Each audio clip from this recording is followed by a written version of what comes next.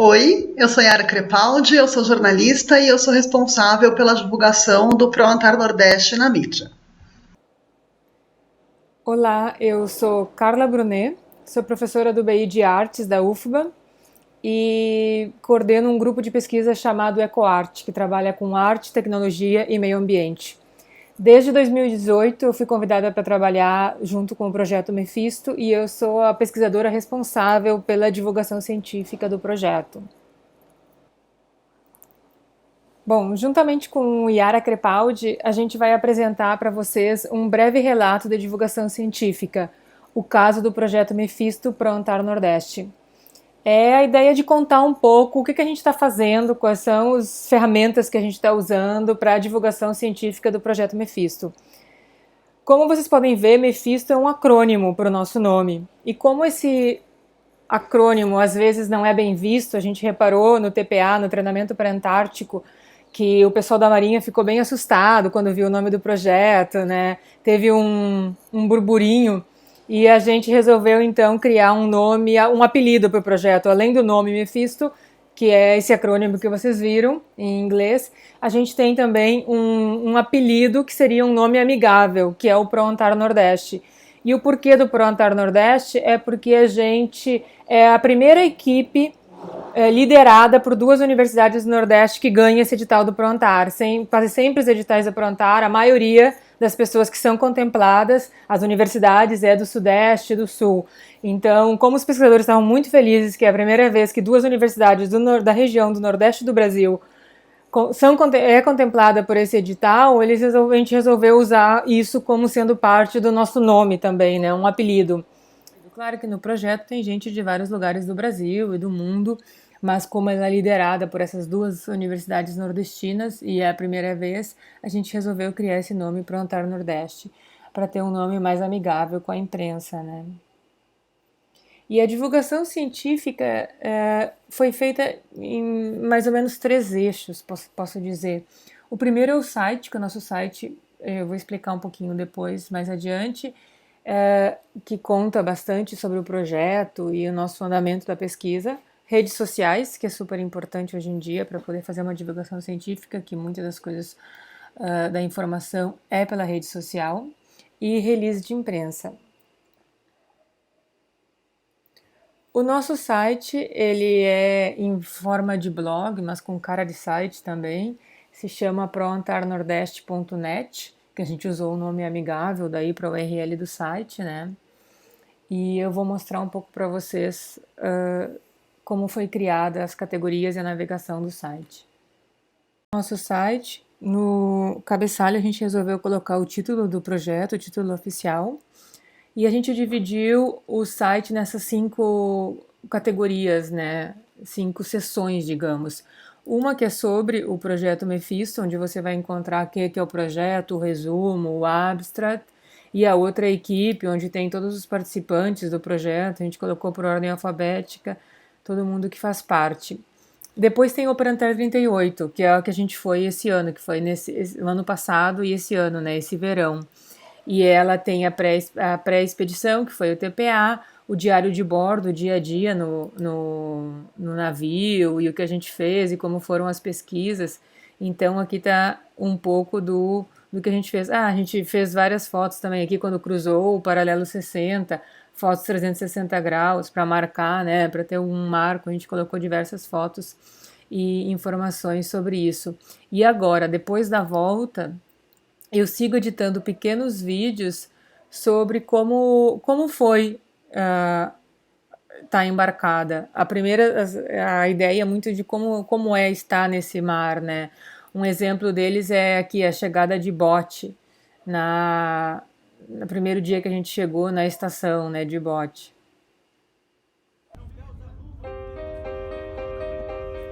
Era o primeiro dia na Antártica e eu queria muito descer, pisar em terra antártica.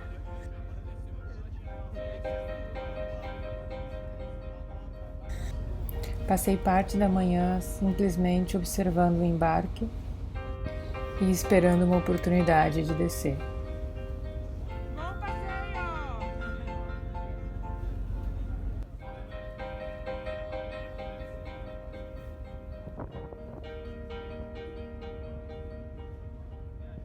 Por volta do meio-dia, o imediato disse que se eu estivesse pronto em 5 minutos, eu poderia descer. Corri, vesti meu traje Mustang, peguei meus equipamentos e em 4 minutos estava pronta.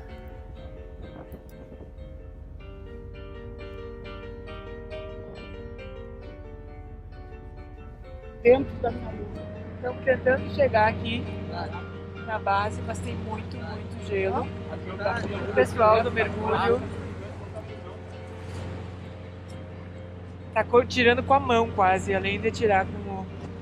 Eles estão no meio da água gelada, tentando tirar tudo. E não tá fácil não. Segurei.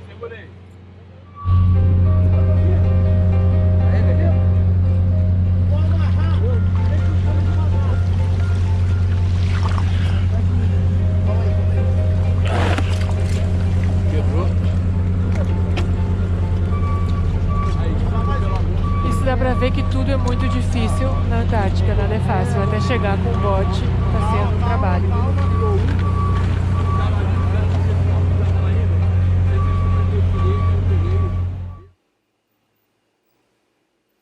Um outro vídeo mais sobre o dia a dia no navio, no Tio Max, né, que a gente chama, é o Dia da Bandeira, por exemplo. Eles fizeram uma homenagem para a bandeira e a gente fez um vídeo sobre essa comemoração do Dia da Bandeira.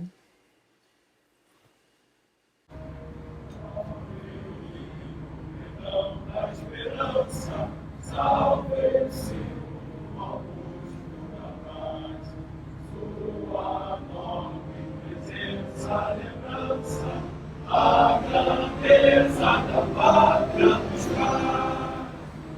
Recebe o afeto que se insere em nosso peito.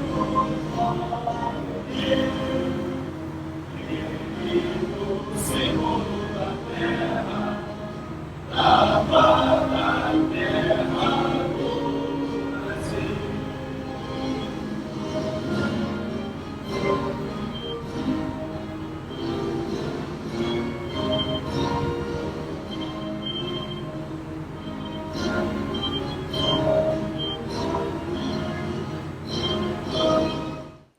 Uma outra seção que eu acho importante no site chama Pesquisa pelos Pesquisadores. E eu pedi para os pesquisadores, quem quisesse, claro, que ninguém é obrigado a fazer, mandar um resumo, um parágrafo, como foi a sua experiência na Antártica, como foi a sua experiência na Operantar 38, né? Então aqui está a Felipe, que é um estudante de biologia que participou.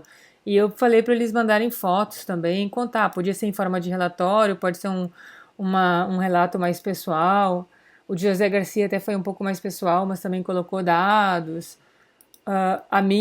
O meu relato foi bem com cara de relatório mesmo, onde eu coloco, que é mais para mostrar quem quiser fazer, ter uma ideia de como foi feito, com as tarefas que eu tinha diária, né? Que todo dia eu escrevia no caderno, eu fotografava da janela, né? Da escotilha do navio, eu gravava áudio, eu gravava o GPX. Então, todo o material, as entrevistas que eu fiz, que foram 23 entrevistas, daí eu coloquei o material que eu levei, se alguém quiser fazer esse tipo de coisa. E o que eu produzi, né? Foram 6.922 fotografias, 1.072 vídeos, 23 entrevistas, cento e tantos posts, assim vai um pouquinho, né, da experiência para a pessoa ver. E quem quiser também pensar numa divulgação científica, numa outra forma, como é para estar embarcado, pode olhar aqui um pouco do meu relatório.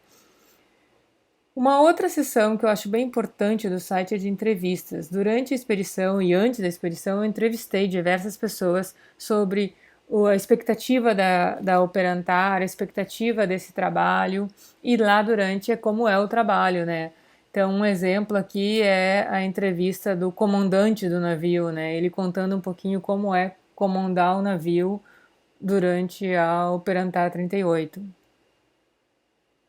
O senhor poderia contar um pouquinho qual é a função de um comandante num navio polar como o Almirante Maximiliano?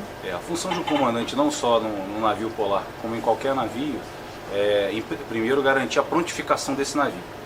né? Então a gente garantir que todos os equipamentos estejam funcionando a contento, de forma ao navio poder se fazer ao mar com o máximo de segurança. Além da prontificação da parte de material, também é importante a prontificação do pessoal.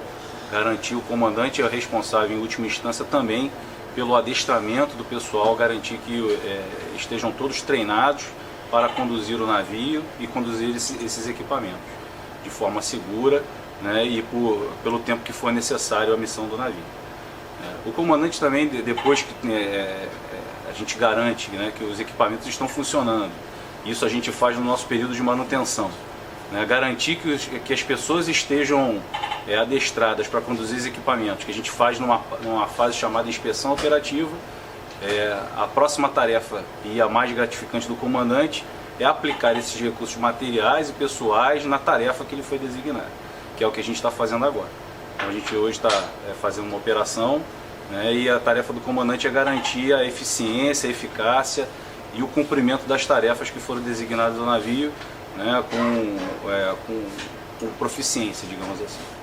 Tem também a entrevista com o nosso coordenador geral do projeto, e era o coordenador embarcado também, né? O professor Moacir Araújo.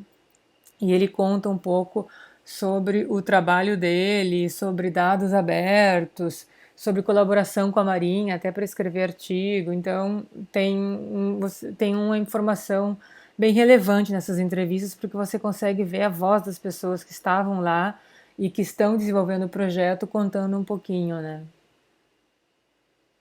E também, logo que vocês embarcaram, né, foi interessante porque o dia que vocês embarcaram, no mesmo dia, a gente ficou quase 24 horas coletando, né? Isso. Também é uma das partes dessa segunda jornada de coleta. Foi ótimo, fui muito animado, assim, o dia todo coletando. Assim, sem dormir? Sem dormir, mas o frio também já ajuda a gente a ficar um pouco acordado, né?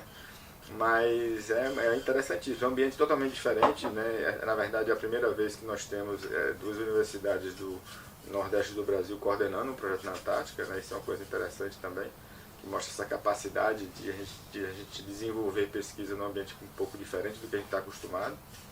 E também outra coisa que eu acho que é muito motivador é que essas estruturas que eu falei, nesses vórtices, eles não acontecem só aqui. Eles acontecem também em várias regiões da Bacia Atlântica do Pacífico, por exemplo, na retroflexão da corrente norte do Brasil, lá ao norte, né, depois do Amapá, na Guiana, no Cabo Verde também, né, tem uns vórtices assim, bem interessantes. Então o que a gente está querendo, na verdade, é a busca pela universalidade. A gente sabe que uma teoria científica ela é tão mais forte quanto mais universal ela é. Então, a análise desses vórtices aqui também na confluência do Brasil com as Malvinas, quando a gente for pegar e comparar com o que acontece também lá nos trópicos, isso aí vai aumentar o espectro científico do projeto. Uma outra parte que eu criei para o site é a parte de artigos, congressos, palestras, onde a gente vai estar publicando tudo que é artigo que a gente fizer sobre essa pesquisa, palestras. Essa palestra mesmo vai ficar ali depois. A parte de imprensa, que a Yara vai contar um pouquinho depois para vocês, que são os releases de imprensa e os clippings.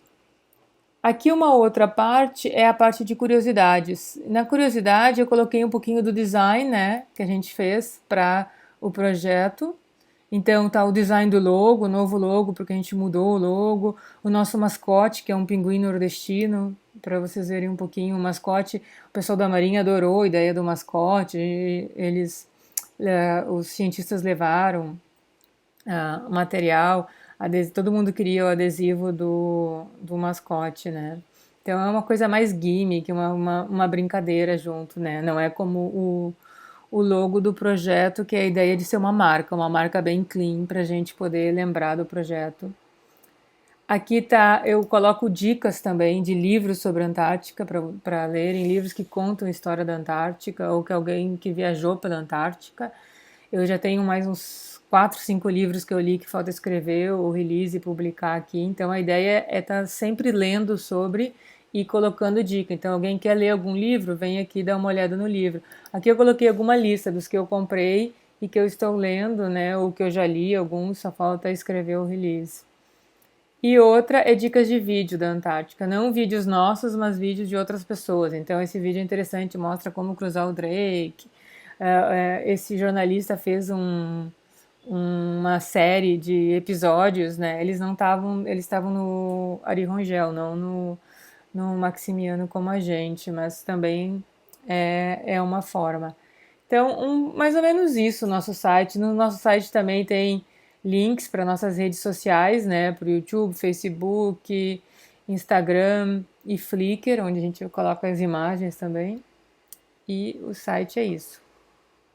Meu trabalho consiste basicamente em apurar o que os pesquisadores estão fazendo e divulgar isso na imprensa nacional. Para isso, eu utilizo duas plataformas. Uma plataforma para confecção do mailing, chamada iMax, e uma plataforma para o disparo dos e-mails, chamada MailChimp. A apuração desse conteúdo é feita a partir da leitura do material que os pesquisadores produzem e também de conversas com eles por e-mail, WhatsApp e telefone. Já foram produzidos 3 releases até agora. O primeiro release foi divulgado cerca de 10 dias antes da viagem à Antártica em 2019. Ele detalhava o ineditismo do projeto e a relevância da pesquisa. Também listava contatos para mais informações, algumas sugestões de entrevista e as outras plataformas online de divulgação do projeto. Depois dele foi feito um segundo release, quando os pesquisadores estavam voltando da Antártica. Ele falava o que ia acontecer dali para frente e dava mais alguns detalhes do trabalho. Um terceiro release está em fase de aprovação com os coordenadores do projeto e ele detalha de forma mais curiosa e ilustrativa os elementos desse sistema complexo que está sendo estudado. Depois de cada envio de release, é feita uma ligação para um grupo restrito de jornalistas dos veículos de mais abrangência e com mais possibilidade de cobrir o assunto para garantir que eles receberam todo o material enviado. Como resultado, até agora a gente já teve bastante menção em veículos online, algumas menções em veículos impressos nos estados que têm universidades envolvidas no trabalho, uma entrevista no canal de TV Futura e uma solicitação do Fantástico para acompanhar a próxima expedição à Antártica. As próximas etapas do projeto até 2022 vão seguir essa sequência de divulgação e também todo o material que é produzido ajuda a alimentar as redes sociais do projeto. É isso, obrigada pela atenção, até mais. As redes sociais, a gente optou por 3 plataformas de rede social: o Facebook, o Instagram e o YouTube. O nosso Instagram também a gente chamou de Mephisto Proantar, até para as pessoas entenderem que é o nosso projeto, mas também para ter a ideia do edital que a gente ganhou, né? E ficou Proantar Nordeste também, pelo nome amigável. Nosso Instagram, onde está, cada vez que a gente coloca coisas novas no site, a gente vai colocando as imagens aqui, tipo a reunião que a gente fez há 2 semanas atrás, uma reunião geral do projeto sobre como vão ser os artigos, como a gente vai estar seguindo a produção agora na quarentena. Aqui é a coleta, né, a chegada das amostras, chegada do navio no Rio. Um pouquinho durante a expedição eu fui colocando imagens e vídeos durante todo o tempo que a gente tinha internet, que muitas vezes, a grande maioria do tempo, a gente não tinha internet. Quando tinha, eu podia colocar algumas fotos e contar um pouquinho da nossa expedição, o que a gente estava fazendo por lá. Então aqui é um pouco desse material que a gente produziu durante, né, quando estava embarcada, que era muito difícil ter internet, mas às vezes pegava, a gente chegava na base e mandava um monte de foto, ou quando parava em algum porto, que a gente parou no porto de Rio Grande, em Punta Arenas, era uma outra oportunidade de mandar imagens, e essa era a ideia, tá sempre alimentando, e as pessoas, muitos dos familiares também, das pessoas que estavam embarcadas, ficavam seguindo o nosso Instagram para poder ter uma ideia do que estava acontecendo, né? O canal do YouTube a gente pensou que é muito importante para esse tipo de divulgação, porque hoje em dia toda a parte de anti-ciência está no YouTube. Todos os vídeos de terra plana, todos os vídeos contra vacinas, contra que desacreditam da ciência está no YouTube. Cada vídeo desses liga a um outro vídeo, e assim vai se disseminando todo um conhecimento anti-ciência. Então a gente achou muito, muito importante no nosso projeto ter um canal no YouTube para, de alguma forma, ser uma contrapartida. Claro que o número de visualizações desses vídeos, por eles serem caóticos e serem de alguma forma também surpreendentes, né? Eles acabam tendo um número maior. Até a gente que não acredita acaba vendo e acaba dando popularidade. Mas a gente achou muito importante a gente ter, mesmo que os vídeos estão no nosso site, a gente ter um canal no YouTube especialmente para mostrar o que a gente está fazendo, né? Marcar o nosso território também nessa rede social.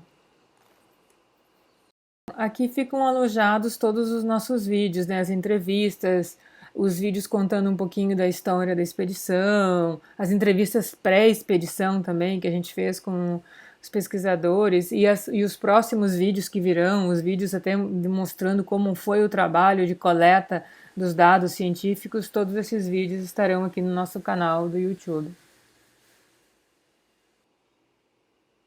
E a página no Facebook a gente achou importante ter, porque ainda as pessoas não é...